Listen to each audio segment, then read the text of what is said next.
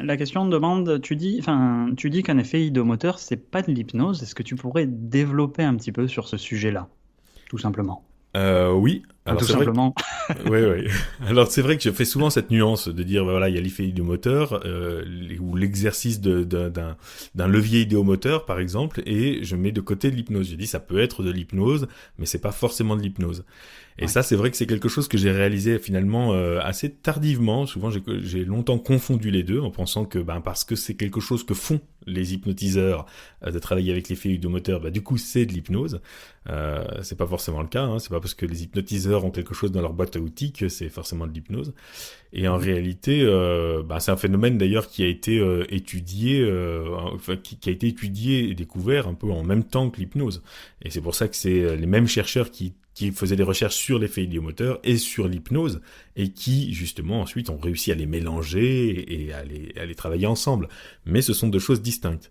Il y a eu une mode au 19e siècle des chercheurs qui regardaient un peu ce que faisaient les guérisseurs, les spirites qui faisaient du spiritisme, c'était très à la mode à l'époque, parce que ouais. c'était vraiment au 19e siècle à un moment donné le jeu de société à la mode, c'était le faire du spiritisme, mais il y avait aussi voilà toute cette mode pas mal de guérisseurs et pas mal de nouvelles méthodes comme ça, le magnétisme animal et toutes ces choses-là ont intéressé des gens qui étaient des scientifiques et qui étaient plutôt sceptiques et qui se sont dit mais sceptiques mais ouverts, c'est-à-dire vraiment ils avaient envie d'étudier ces choses-là, ils les rejetaient pas, mais ils Mhm. rejetaient les explications qu'il y avait derrière. Ils voulaient pas croire que c'était véritablement une affaire d'esprit ou une affaire de fluide magnétique, etc.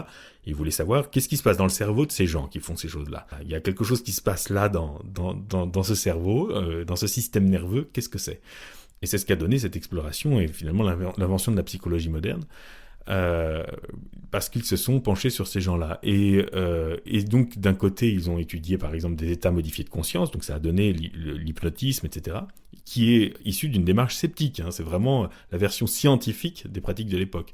Et d'un autre côté, ils ont étudié également ce qu'on faisait quand, par exemple, quand les gens utilisaient les tables de Ouija avec un alphabet et puis leurs doigts bougeaient faisait bouger un curseur sur cet alphabet et puis écrivait tout un texte qui était soi-disant dicté par des esprits, ou quand un sourcier faisait bouger sa baguette pour trouver une source, etc.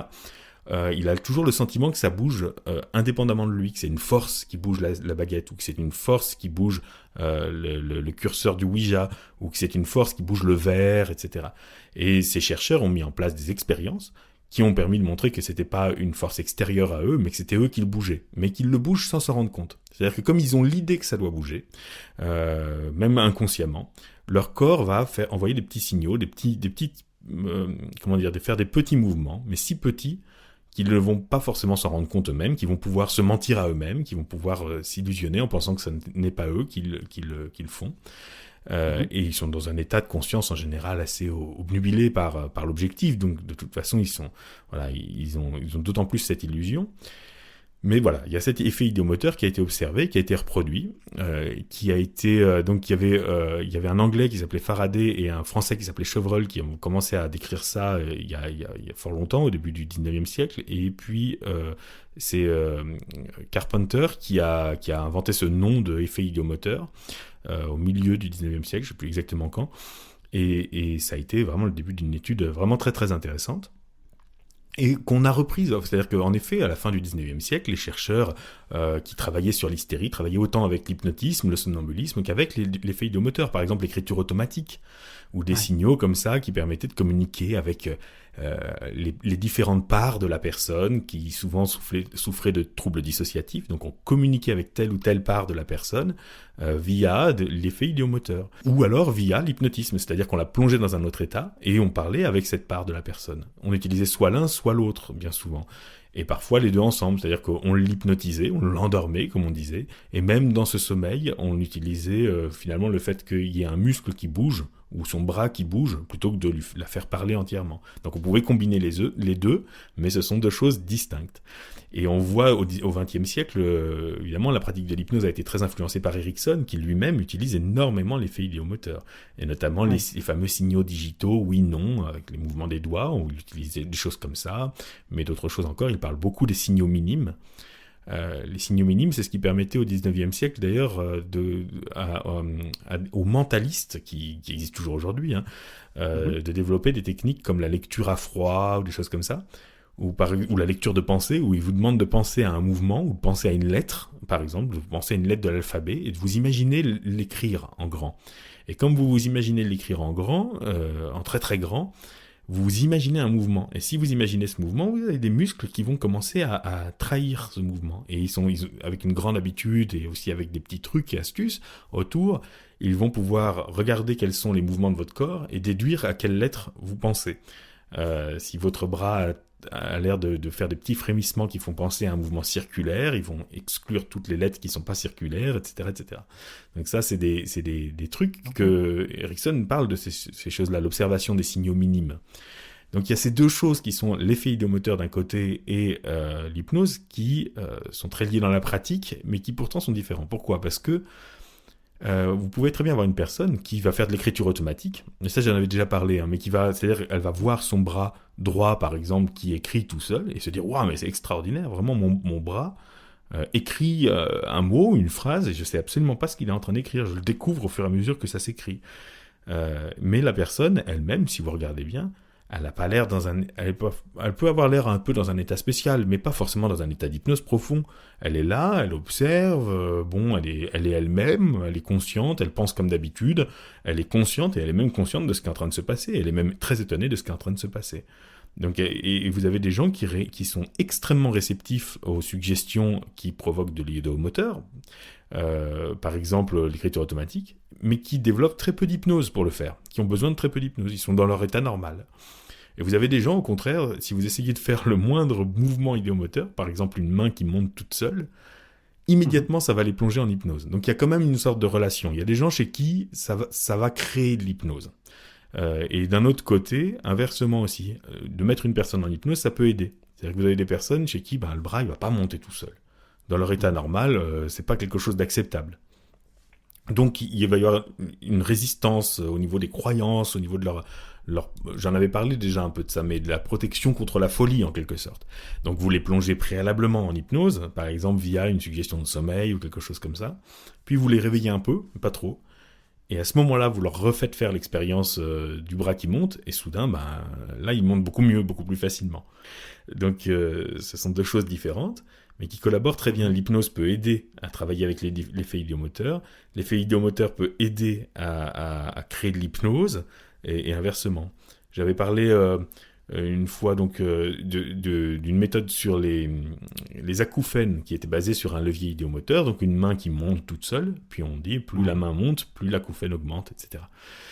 On peut faire la même chose pour induire l'hypnose. Si on a une main qui monte toute seule, on a déjà quelqu'un qui probablement est quand même assez obnubilé par ce qui est en train de se passer. Donc il y a un début d'un truc un petit peu naturellement hypnotique. On ne peut pas vraiment parler d'un état qu'on aurait bien stabilisé encore. C'est encore un peu frais. Mais rien n'empêche de dire, eh bien très bien, maintenant votre bras va descendre.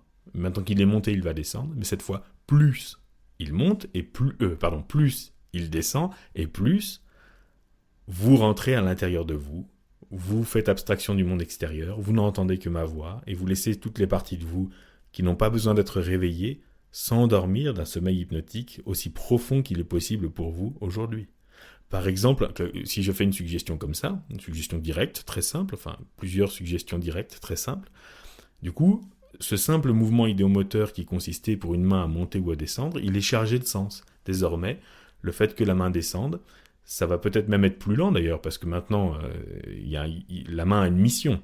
Mais c'est de créer une rentrée à l'intérieur de soi, une anesthésie du monde extérieur, etc., etc.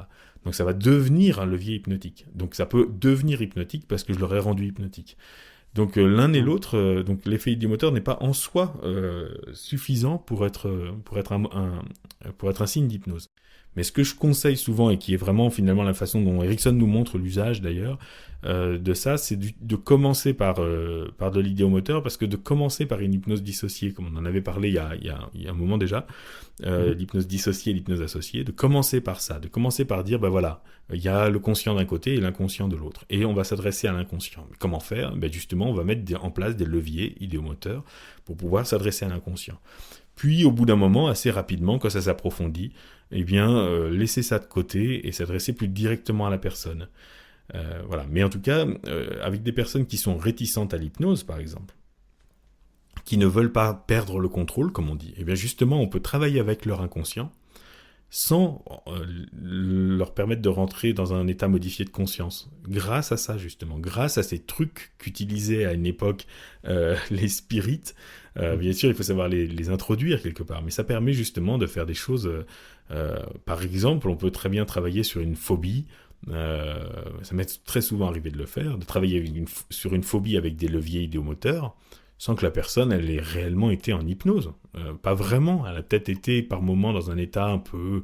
ou alors des petites hypnoses un peu spontanées, mais on n'a pas sécurisé une belle hypnose. Et pourtant, on travaille tout aussi bien. Et c'est pour ça que c'est très intéressant d'avoir ça dans la boîte à outils de l'hypnotiseur moderne, l'hypnothérapeute moderne, l'hypnopraticien, peu importe.